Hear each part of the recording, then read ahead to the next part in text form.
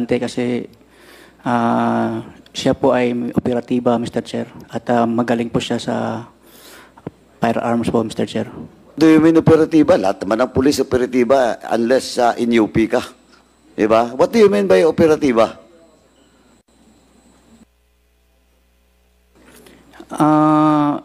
Siya po lagi po siyang na-assign po sa mga special units po, Mr. Chair. Assigned sa special units. Yun, Mr. Chair. Okay. PMS Solante, have you taken your oath? Yes, Mr. Chair. Naka-take oath ka na? Yes, Mr. Chair. Yung first assignment mo, saan ka ba na-assign? Mr. Chair. Mr. Chair. Nakop, with the indulgence of Congressman Paduano. Yes. Did I hear you right? Ano yung skill ni Solante? May sinabi ka eh. Siya ay operatiba at Magaling po siya, sir, sa firearms po, Mr. Chair. anong ibig mo sabihin sa magaling sa firearms? Pag may mga demonstration po, something like that, Mr. Chair, Yeah. siya po, Mr. Chair. Thank you, Mr. Chair. Thank you, Your Honor. Thank you, Chairman Nakop. Anyway, let me continue, Mr. Chairman. Hello po mga ka-viral, welcome back to this YouTube channel. Latest update ulit tayo. Gunman na inutusan di umano ni Police Captain Kenneth Albotra na gumawa kay Mayor Antonio Halili at Mayor Perez ay lumutang na. Isang misteryo ang totoong gumawa kay Tanawan Mayor Halili kung saan maaaring isang eksperto na shooter ang nagsakatuparan ng plano. Kamakailan lang noong ibinunyag ni Colonel Riana Garma na maaaring may kinalaman sa nangyari si Police Captain Kenneth Albotra dahil bigla itong nirelieve sa Region 4A at biglang nilipat sa Cebu City. At pagkatapos ay may nangyaring masama kay Mayor Antonio Halili at Mayor Perez. At dahil nga sa mga personalidad, maging civilian man o politiko na nasa listahan ng PIDEA at narcolist noong kasagsagan ng war on drugs ng former administration, ay target ng mga kapulisan at PIDEA ang mga nasa listahan na pag-alaman din na isang reward o promotion ang nakaantay sa sinumang PNP personnel na makagawa ng plano. Ang paglantad ng dating South Commando Officer sa Quad Committee hearing at nagsalaysay ng kanyang maaring kaugnayan sa nangyari kay Mayor Halili at Mayor Perez at kung ano ang tunay na papel ni Police Captain Kenneth Albotra sa nangyari ay nagbigay linaw sa mga nag-iimbestiga na taga-Quad Committee. Narito ang naging matinding revelasyon niya sa Quad Committee hearing at ang pag-amin niya at kung sino-sino pa ang mga utak sa nangyari. Atin pong panuurin. Of police nung nangyari yung kay Mayor Halili, sir. Okay, you're not anymore the chief of police, but you were then handling the assignment of Albotra. Yes, sir. Tama. So before you were relieved as chief of police of Calamba, na-relieve na rin under your watch si Albotra, tama? Yes, sir. Oh, yun yung tanong ko. Why he was relieved? Kasi napakabilis lang po. Tingnan mo Ay, sino pa naman hindi magdududa? From Cebu, may bit-bit ng 2 tao. Inassign doon. Sandali lang. Then, nirelieve. After the relieve, July 2. Sir, may I give a background, sir, kung paano ko nakasama si Albotra, sir? Sir, sometime in 2012, sir, when I was the chief of police of Bae City police station in Negros Oriental, sir. My provincial director was then the regional director of Pro4A, sir, si Sir Ted Carranza, sir. Si Kenneth Albotra naman, sir, siya po yung provincial SOG ni Sir Carranza. And ako po yung COP ng Bae City. So, nagsabay-sabay po kami dun sa, sir, nagkakakilala kami sa Negros Oriental, sir. When General Carranza assumed the position of RD Pro4A, sir, tumawag po sa akin si Kenneth Albotra, sir. Sabi niya, sir, RD na yung boss natin, sabi niya, sir. ano bang plano, sir? So I told Kenneth Albotra, sabi ko, actually I attended the turnover ceremony ng RD Pro 4A. Tinanong sa akin, sir, sir, ano bang projection mo, sir? Nabanggit na rin sa akin ni Sir Ted Carranza na projected ako to be the Chief of Police ng Calamba City Police Station, sir. Then when I informed him, sabi niya, sir, mukhang maganda naman yung makukuha mo. Baka pwede pong sumama sa inyo. Ang sabi ko naman, kilala ka naman ni Sir Ted. I-clear ko lang kay Sir Ted kasi ang final say naman yan, si RD Pro 4A. So, I sent a Viber message to Sir Ted Carranza, sir. Nag-go signal naman si Sir Ted, sir, saying na isnabi naman yan si Kenneth Albotra. Kasi, sir, his PSOG nung PD time ni Sir Ted Carranza, sir, sa Negros Oriental. Then I sent yung pangalan ni Albotra, sir. Sinabi ko na rin kay Sir Ted Carranza, sir, na sir, may plano rin palang magsama si Kenneth ng kanyang mga tropa. Okay lang po ba? Dahil tiwala rin naman si Sir Ted kaya sa kaisnapihan ni Kenneth Albotra, sir, nag-go signal, sir, na isend ko yung pangalan nila. Then, a reassignment order was issued from Krami, sir. Reassigning us, sir. I came from NCRPO, sir. Si Kenneth Albotra naman, sir, and his two companions, sir, from Pro 7. Na-issuean po kami ng reassignment order to Pro 4A dated June 4, 2018, sir. Then I assume the position of as OIC of Calamba City Police Station June 7, 2018, sir. But then, sir, nung nangyari yung kay Mayor Halili, sir, I was no longer the OIC. Colonel Sanoy, na-relieve nga ang ako, haba sir. na nang in-explain mo, still you never answer my question. What's the basis for the relief of Albotra? Sino bang nauna na-relieve? Ikaw o siya? Sir, Ikaw. Siya. Mr. Chair, actually, the cause of their relief, sir, is my relief, sir. Dahil nakasama ko sila dun, sir, sinilipan kasi ako dun, sir, na... Okay, ganito. Yes, sir. So, nag-assume ka June 7, sir. June 7, 2018. yun yung order sa iyo. Yes, sir. Kasama si Albotra doon at saka dalawa yung tao.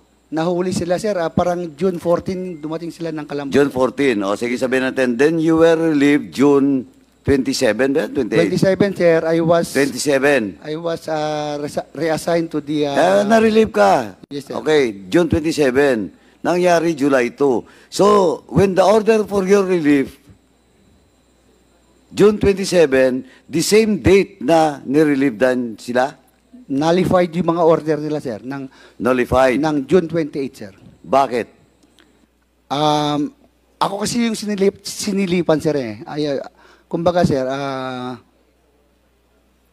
ina-associate ako sa isang retired high-ranking police general who was not in good grace with the former administration. Kaya nagiba ako dun, sir. Sino yun? Si General nasipa Garbo? po ako sa Calamba City Police Station, sir. Sino? General Garbo? Yes, sir. O, tapos? Normal lang yun, sir. Kung dahil dala ko sila sa Calamba, na-nullify rin yung order nila for their reassignment to Pro 4A, sir. Back to unit sila, sir. Okay, anyway, sige, dyan na muna tayo, no? Kasi I just want to be fair, no? sa kay Captain Albutra. But of course, ang medyo mabigat-bigat lang kasi, the question of yung statement ni former PCSO Chair, at the same time Police Colonel Garma, yun nga ang sinabi kanina ni Kong Johnny doon sa statement niya nung hearing. But of course, Captain Albutra denied it. Yes, do you want to say something? I totally deny it, Mr. Chair. In fact, nandito naman po yung mga senior officers ko dito, sir.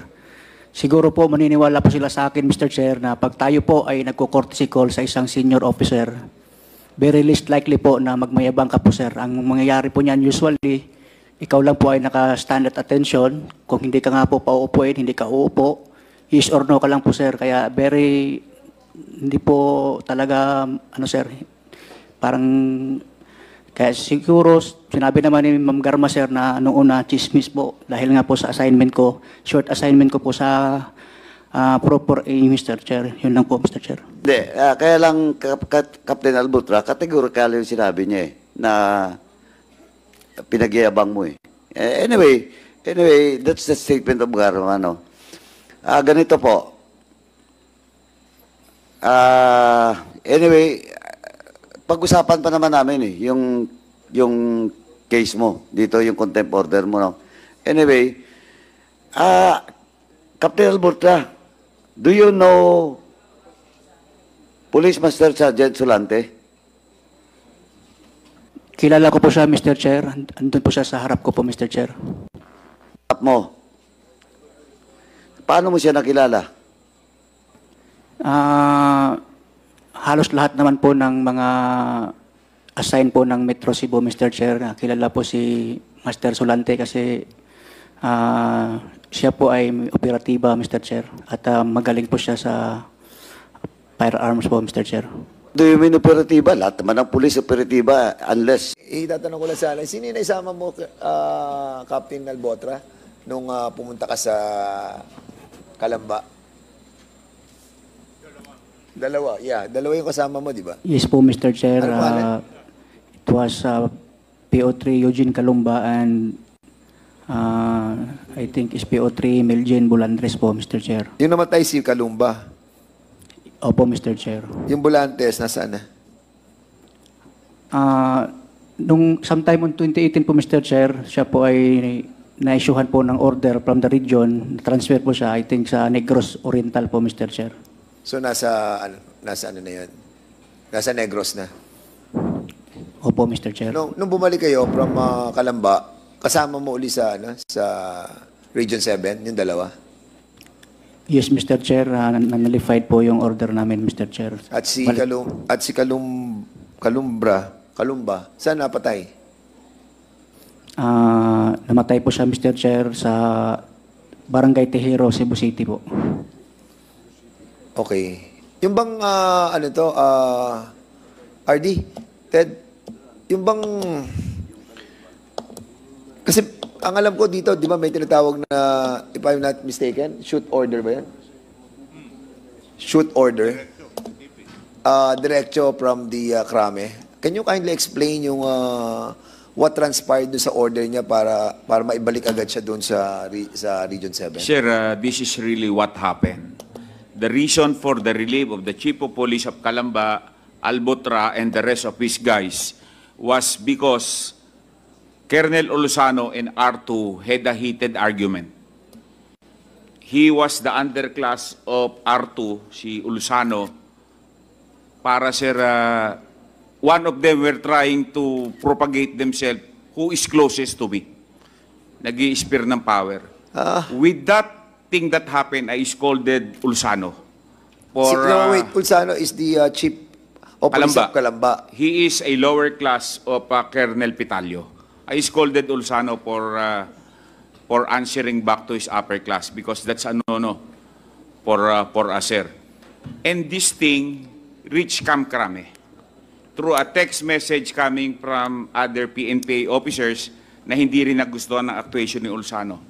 It reached the Chief PNP. And in those text messages, it was said that si Ulsano and the rest of his people are bata ni Garbo. So, with that, I was called by the Chief PNP for the relief of Ulsano and the rest of the Cebu boys. So, their order were revoked, and Ulsano, instead of being revoked, he requested that he be transferred to Region 3. So, that was the reason for the relief. Medyo sir na lumutang na naman sir yung issue na with their identification with Sir General Garbo. So there's another kind of issue that is now floating, no? A while ago, I was just listening, and parang nararamdaman ko that there's something much deeper, contentious, issues that happened, no, during that time that this event happened. So, ito yung sinasabi mo, General Ted, na nangyari because nag-away si Patalio and si Chief of Police ng Calamba. Yes, sir. They had a heated argument. Will you confirm this o ano? Undalan. Anong pangalan mo? Ulano. Red Ulsan, sir. That's true, sir. Totoo yun? Yes, sir. So, that's the reason kaya ka na-relieve? Yes, Your Honor. Okay. At yung order nang galing na sa Krame during that time, because was it recommended by Ted? Did you recommend the relief? That was of the instruction from higher headquarters, sir. Because the text message states that I'm getting people close to the general I mentioned. So that's why their orders, there was a cancellation of order, and he was relieved outside Region 4, and he was transferred to Region 3. So there's another angle that we have to look at. So for the meantime, Mr. Are you done, Chairman Caraps? Not yet. Hindi pa. So I yield back to you again. At medyo... Anyway, ano na to, Mr. Chairman, just kasi 1 o'clock na no? Anyway, Mr. Chairman, just a short manifestation, hindi pa po ako tapos sana. But of course, it is now 1 o'clock. Mr. Chairman, now it is very clear that in the case of Captain Albutra, he was relieved because of the internal squabbling within the Region 4A that time, no, under the watch of now Mayor Carranza. So at least malinaw, Captain Albutra, no, malinaw. Kasi ang pinagmula ng lahat na to is the statement of former Police Colonel Garma, at yung assignment mo at saka yung relieve mo, medyo nakakapagduda. Kasi after you relieve, may nangyari. So, tapos isang team pa kayo, no, na pumunta doon. But anyway, Mr. Chairman, it's up to this committee to evaluate, no. Of course, there's still the statement of former Police Colonel Garma, and it's up to the chair and the committee kung ano pong magiging decision natin with regards to the contempt order that was issued by Captain Albutra. Pero, Captain Albutra, may isa pa tayong pag-usapan tungkol doon sa pagkamatay ni Kalumba. Kasi you mentioned, kasi nung una, hindi mo kasi inaamin kaagad na after Kalamba assignment, bit-bit mo silang dalawa doon sa station mo, tsaka may nangyari. Diba? Namatay yung Kalumba. And hindi ko maintindihan, parang umiiwas ka doon sa tanong ko, ba't ka umiiwas that time? Para aminin na yung assignment nung dalawa, yung Bulandres at saka yung namatay na Kalumba, is in your station. So under your watch, may operation. Diba? May operation, kaya lang, sumabit, namatay yung Kalumba. Nakapag-return fire yung driver ng supposedly target for assassination.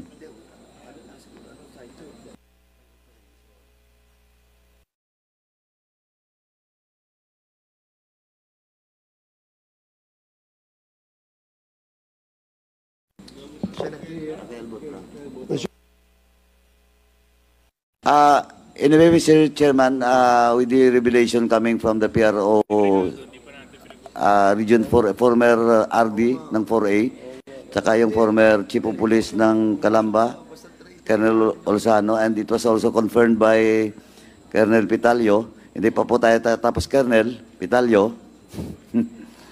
Anyway, with that, Mr. Chairman, I move to lift the order of contempt for Police Captain Albutra.